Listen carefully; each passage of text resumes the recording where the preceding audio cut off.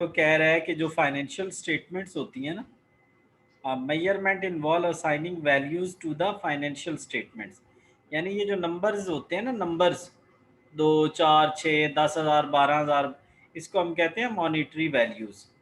तो हम जब क्या होता है, फाइनेंशियल स्टेटमेंट्स के जो एलिमेंट्स होते हैं, जब उनको कोई वैल्यू असाइन करते हैं या अमाउंट असाइन करते हैं, तो वो क्या होती है, मेजरमेंट ऑफ फाइनेंशियल स्टेटमेंट्स। इसको करने के 4 मेथड्स हैं: हिस्टोरिकल कॉस्ट, जी current sir. Cost, fair value या प्रेजेंट वैल्यू। सिर्फ और सिर्फ आपने ये ठीक। नाम याद करने हैं, ये नाम याद करने हैं। ओके।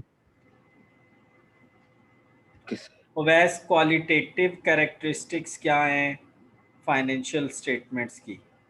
तो क्वालिटेटिव कैरेक्टरिस्टिक्स हैं 4, हम बल्कि 2: रेलेवेंस और जी सर। Materiality, faithful presentation. ये हैं हमारे पास क्वालिटेटिव कैरेक्टरिस्टिक्स। ठीक है। ओवैस मटीरियल रेलेवेंस पता है क्या होता है? जो इंफॉर्मेशन आपके डिसीजन मेकिंग को इम्पेक्ट करती है ना, उसको हम कहते हैं रेलेवेंस। उसको क्या कहते हैं? रेलेवेंस। रेलेवेंस। ठीक है।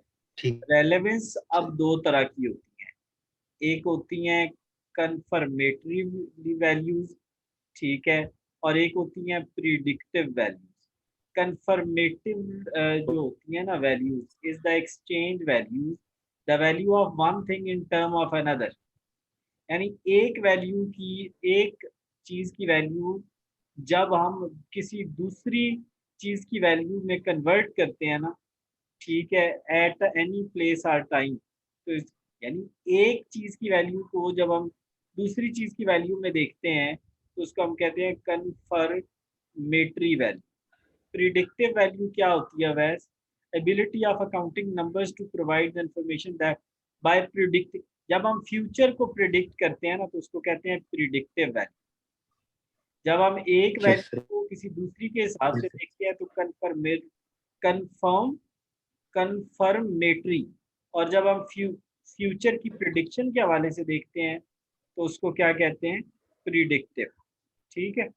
पर नाम यस। आपने, वो चीज़ जो आपके डिसीजन मेकिंग को इम्पैक्ट करती है वो रेलेवेंस होती है। और ये 2 तरह की होती है, एक ये और एक ये। ठीक है। मटीरियलिटी क्या होती है? हम हर उस चीज़ को रिकॉग्नाइज करेंगे। Materiality is the basic for recognising the transaction, which transaction information is material.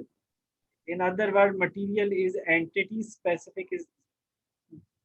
कोई भी चीज वैस तब मटेरियल होती है जब वो आपको तकलीफ देती है। ठीक है। Yes sir. यानी देखो, ठीक सर। अब एक अगर फैक्ट्री है, उसके अंदर अगर 2 बैग जो हैं आटे के, वो फट जाएं, तो फैक्ट्री को फर्क पड़ेगा? नहीं ना पड़ेगा। लेकिन अगर एक घर में नहीं, 2 फैक्ट्री बिल्कुल नहीं। 2 बैग वो हैं फट जाएं आटे के, तो घर को तो फ़र्क पड़ेगा। तो इसका मतलब है कि वो जो यस सर। जो चीज़ क्या होती है, आपको कोई तकलीफ़ या मसला बनाती है, जिसके लिए वो तकलीफ़ या मसला बनाती है, उसके लिए मटीरियल है, जिसके लिए नहीं बनाती, उसके लिए इममटीरियल है। इममटीरियल होता है मानी रखना, यस सर। मानी रखना। एक चीज़ एक बंदे के लिए मानी रखती है, दूसरे के लिए नहीं रखती। आपने इसको ये नीचे से नहीं पढ़ना, जैसे मैंने समझाया है, बस उतना सा याद करना। Faithful presentation. Yes sir. ठीक। ओके। चीज़ को आपने जब अकाउंटिंग में लिखना है, तो उसकी आपने ईमानदारी से लिखना है। क्या लिखना है?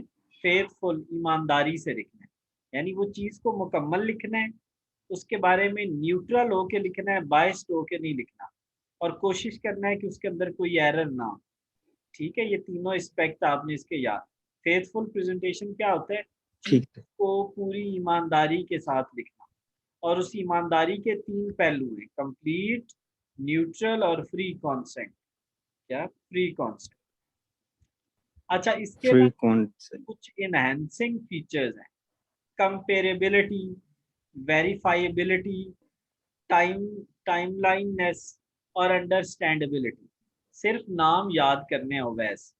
यानी वैसे सुन लो, हमने रिकॉर्ड इस तरह फाइनेंशियल स्टेटमेंट्स में लिखना है कि वो पिछले साल से कंपेयर हो सके।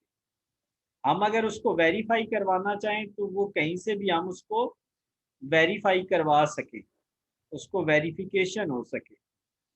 टाइमलाइननेस, आपने टाइम के मुताबिक रिपोर्टें तैयार करनी है। इसका ये मतलब नहीं है कि 1 महीने का काम आपने 3 सालों में मुकम्मल करना है। अंडरस्टैंडेबिलिटी, और वो इस तरह लिखना जी है कि हर बंदा उसको आराम से अंडरस्टैंड कर सके।